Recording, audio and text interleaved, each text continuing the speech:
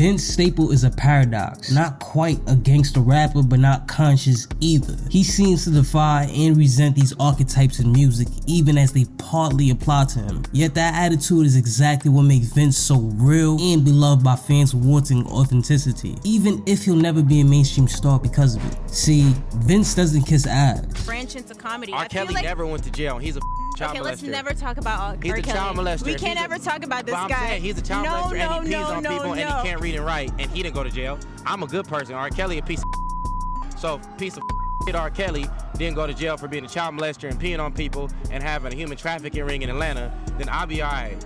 You're about to get me fired from Coachella. There's no PR filter on him, no corporate suits wheeling him in. He looks the music industry straight in the eyes and speaks his unvarnished truth. So what? Do you think Vince is overrated? An amazing talent who lost his way? Or an unmatched voice for truth in a fake industry? At this point, he maintains his cult following, but most see him as a personality more than a rapper. Vince Staples had the potential to become one of the biggest rappers ever, but after getting famous, his whole perspective on the industry just changed. Whether if it was a radio host asking him to freestyle, which he saw as an exploitation, or labels profiting off dead artists, he realized the dark side of the business, so he decided to walk away from fame and become a forgotten rapper on purpose. Unlike most rappers who fade out, this may have been Vince's plan all along. Let's look back at his roots to understand why he sabotaged his own success. Unlike many rappers, Vince never even wanted to be one of them in the first place. He was focused on street life, fully being brought into that violent lifestyle, later admitting, I started gangbanging because I wanted to delete people. Music was not the goal. He only started to stay out of trouble on the streets at 17 years old, dropping his first mixtape, Shine, which showed Vince had potential to actually blow up, especially with that West Coast rap being popping around that time period too as well. To secure a bag, Vince signed with Def Jam in 2014, but he claims he only signed so quickly because his mom was sick and he just needed the cash straight up. He started to get notoriety in 2015 with his major label debut summer 2006, a gritty gangster rap concept album. Critics praised Vince as a gangster rapper with a conscience, given his thoughtful stories. But Vince didn't see himself as anyone's savior, just straight telling the truth about his life. Still, he stood out by staying sober, avoiding flashy jewelry, and keeping it real on social media. After exploring his past on Summertime 06, Vince had a wake-up call with the death of his best friend Jabari Benton. When they were 15, it haunted him. He carried immense survivor's guilt over what happened. This tragedy changed Vince's perspective on glamorizing street violence in music. On later albums like Big Fish Theory, Vince drifted towards electronic beats and questioned how could he even party while surrounded by death and destruction. Fans were not happy with Vince abandoning gritty tracks like Norf Norf though. He vents about close-minded fans telling him to go back to rapping about, all that violence and killing and whatnot, which left his life damaged immensely. I think he even said something like, trauma and struggle cells inside black entertainment, which he refuses to feed into that cycle anymore. Unfortunately, his shift away from gangster rap marked the beginning of his descent into obscurity, which is sad. From here on out, Vince rebelled against industry norms, sacrificing mainstream appeal in that process. After Big Fish Theory, none of his albums appealed to casual audiences longing for his early style. However, he stuck to his vision. He admits that choices he made have hurt his career, but fame and celebrity were never his goal in the first place. He just wants enough success to be comfortable and maintain creative freedom. Over the years, Vince has only become more disillusioned with the major label system. He's exposed how labels exploit artists, profiting the most when musicians die and leaving their families without nothing. But the truth of the matter when it comes to hip-hop, in my opinion, is we gotta stop pretending we care about these people and we care about these kids. This is a business. They want to use you and destroy you, get your money, and it's better for their business if you're dead.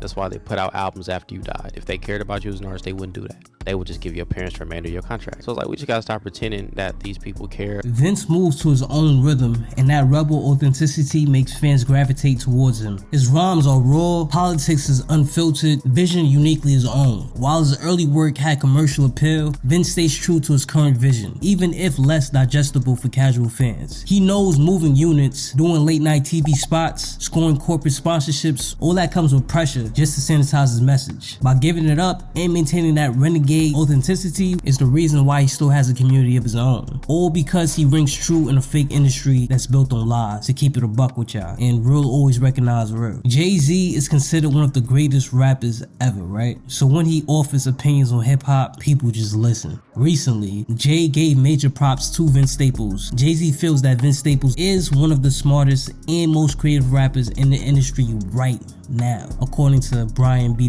Miller.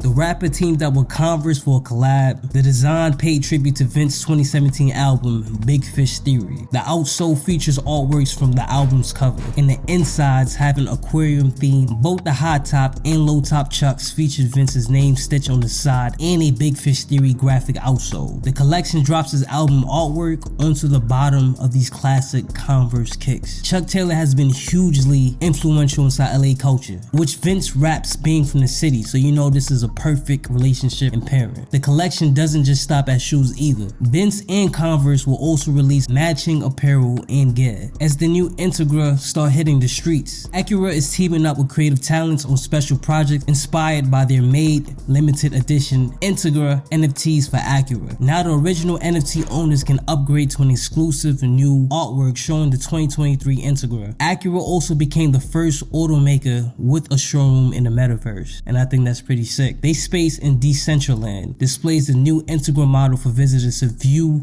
virtually. Cause you imagine most rappers being so candid, but this man keeps it real even knowing the limits of how big he could actually get. He's fine with sacrificing some streams to avoid being used by the industry. At this point, Vince maintained his cult following, but most see him as a personality again more than a rapper. His albums, I'm pretty sure, will continue to fly under the mainstream appeal, or you could even say the mainstream radar, but his hilarious commentary keeps him relevant inside hip-hop. Even as some critics claim that he never lived up to his potential, Vince seemed more content as more of an outspoken character than a chart-topping rapper. Keep it a buck. He might or may not even have a ceiling on his fame, but it's one he's willingly installed through his refusal to play the game, which is one thing I can actually respect. Over money and materialism, Vince values independence. And after sabotaging his own career, he seems happy when he's at even with just being himself. So what do you think? Are you a fan of Vince Staples' music, or just him just being an outspoken style and his personality? Or do you wish he stuck to his early sound? Let us know your thoughts in the comment section down below. If you enjoyed this breakdown on why Vince sabotages mainstream appeal, please tap that like button and make sure to subscribe so you don't miss our next deep dive on a personality or a business per se. Thanks for watching as we shed light on one of the game's most slept on talents. We aim to highlight authentic artists pursuing creative freedom over fame and, you know, all the bullshit numbers. But alright y'all, till next time, this is Norf Studios. I'm out.